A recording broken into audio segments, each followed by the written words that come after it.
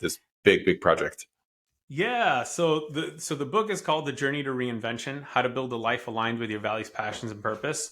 Available wherever you buy books. The you know I think the easiest way to give a teaser on this is to give you like what I would retitle it if I could. I think I would call it The Courage to Reinvent Yourself. I think that's what I would have called it if I could rename it. And maybe I will for edition 2. I might like give it a new title.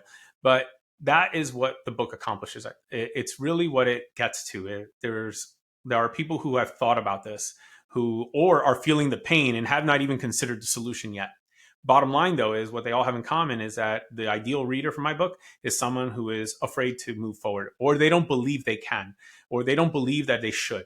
Because no, but society says that I'm on the path. I got to move up to the next. I can't do something else unless it's a promotion from where I am. And I'm a director, so it's got to be VP or nothing. Like, I have to do something like that, or I need to make more money in the next thing. I can't make less money.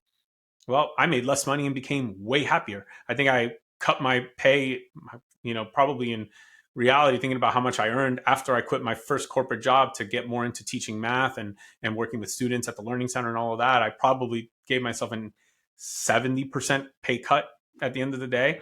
And luckily, I had some runway to live off of. I cashed in my 401k, not advisable all the time, but at the time, I felt that was the right thing to do. And I took that pay cut, but so while my pay went down by more than half, my happiness more than doubled. So I was like, I think this is worth it. And so the courage to reinvent is, I think, what this book addresses, and what I aim to do with the book is to empower people to step into their own journey to reinvention, whatever that might mean. It might be something related to your personal life, could be something related to your work life. And I include a lot of stories in here. I open up a lot about my really difficult moments because I want people to know like these things do happen, but they don't have to be devastating. And when you start walking a journey to reinvention and you start living a life aligned with your values, passion, and purpose, what ends up happening is that you find the difficult moments are not devastating. They're still difficult, by the way, but they're not devastating. They don't throw you completely off the path. They hurt, but you are able to find a way to move on because you have other areas of your life that are aligned. And I went through a lot of things. I was laid off, fired, divorced. So many things happened along the journey. Dumped. I mean, plenty of things happened along this journey that could have knocked me off the path.